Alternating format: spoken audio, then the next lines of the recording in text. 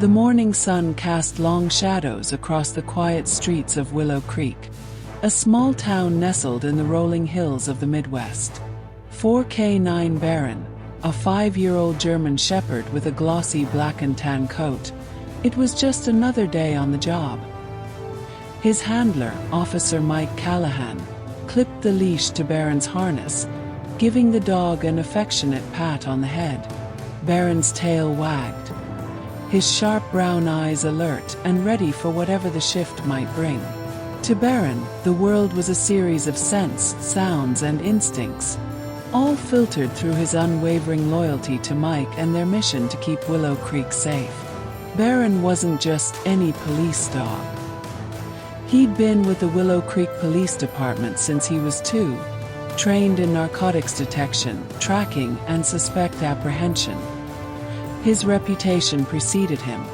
Stories of Baron sniffing out hidden drugs in a high school locker or tracking a missing child through a stormy night were the stuff of local legend. To the townsfolk, he was a hero. To Mike, he was family. That morning, Mike and Baron were assigned to a routine patrol near the town's industrial district, a cluster of warehouses and factories that had seen better days. The area had been quiet lately, but a recent uptick in suspicious activity, reports of late-night deliveries and unfamiliar vehicles, had put the department on edge. Mike drove the patrol SUV, Baron sitting upright in the back. His ears perked as he watched the world pass by. "Another day, another dollar, huh, buddy?" Mike said, glancing at Baron in the rearview mirror. Baron let out a low, contented woof, as if to say he was ready for anything. The radio crackled to life just after 10 a.m. Unit 12. "This is dispatch. We've got a 10 to 31 possible break-in at the old Grayson warehouse on 5th Street. Multiple suspects reported. Proceed with caution." Mike's grip tightened on the steering wheel. "Copy, dispatch. Unit 12 en route." He flicked on the siren, the SUV's lights flashing as he accelerated toward the industrial district. Baron sensed the shift in mood, his body tensing, muscles coiled like a spring. He knew work was coming. When they arrived at the Grayson warehouse, the scene was eerily quiet. The building, a hulking structure of rusted metal and broken windows, loomed against the gray sky. 2 other patrol cars were already on site. Officers Ramirez and Chen crouched behind their vehicles, scanning the perimeter. Mike parked a safe distance away and stepped out, unclipping Baron's leash but keeping him close. "What's the situation?" Mike asked, joining Ramirez behind her cruiser. "Witness saw 3 guys prying open the side door," Ramirez said, her voice low. "They're still inside as far as we know. Could be a smash and grab, but dispatch mentioned possible weapons. We're waiting for backup, but we need to secure the perimeter." Mike nodded, his hand resting on Baron's head. The dog's nose twitched, already picking up scents in the air. "Baron can sweep the exterior, see if he picks up anything." Ramirez gave a thumbs up. "Do it. We'll cover you." Mike led Baron toward the warehouse, staying low and moving along the outer wall. Baron's ears swiveled, his nose skimming the ground as he processed a flood of sensory information. The scent of oil, rust, and something sharper, gunpowder maybe, filled his nostrils. He paused near a broken window, his hackles rising, and let out a soft growl. "Got something, boy?" Mike whispered, peering through the window. Inside, the warehouse was a maze of crates and machinery, dimly lit by flickering fluorescent lights. Shadows moved in the distance. 3 figures, maybe more, darting between stacks of pallets. Mike radioed the others.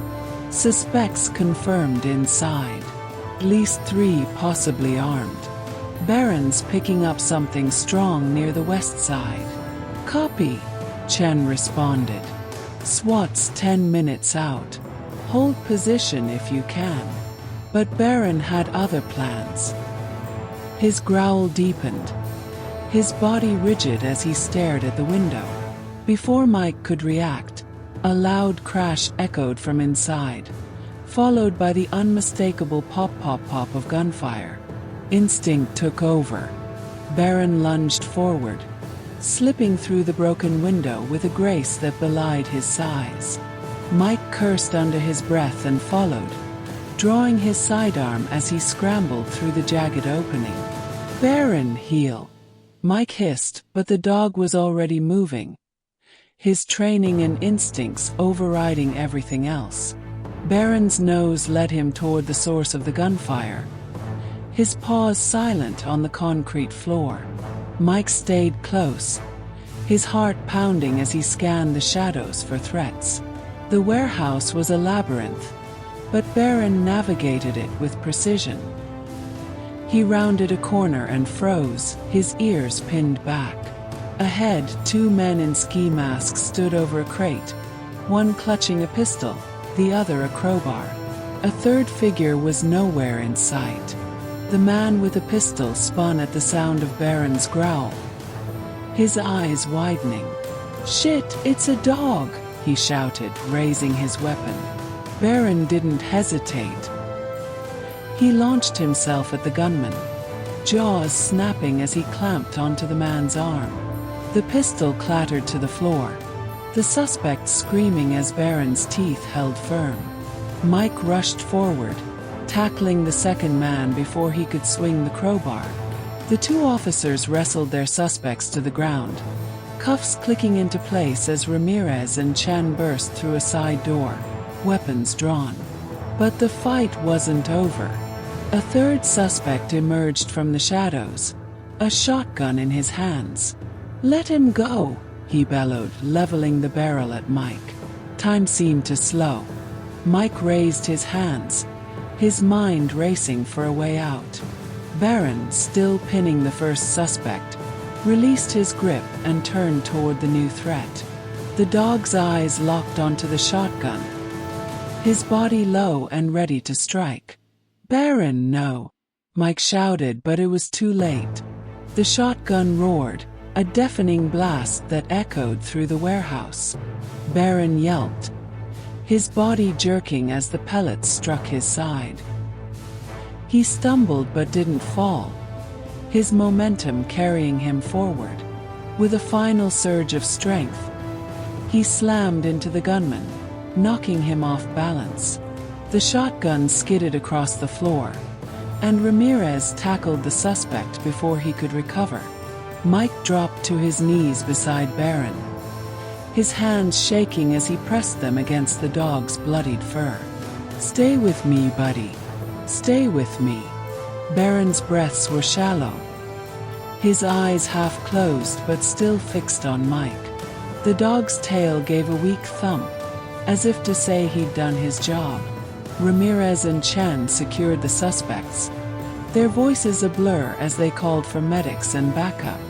But Mike's world narrowed to the dog in his arms, the partner who'd never let him down. The vet arrived within minutes, but the damage was too severe. Baron was gone before they could get him to the clinic.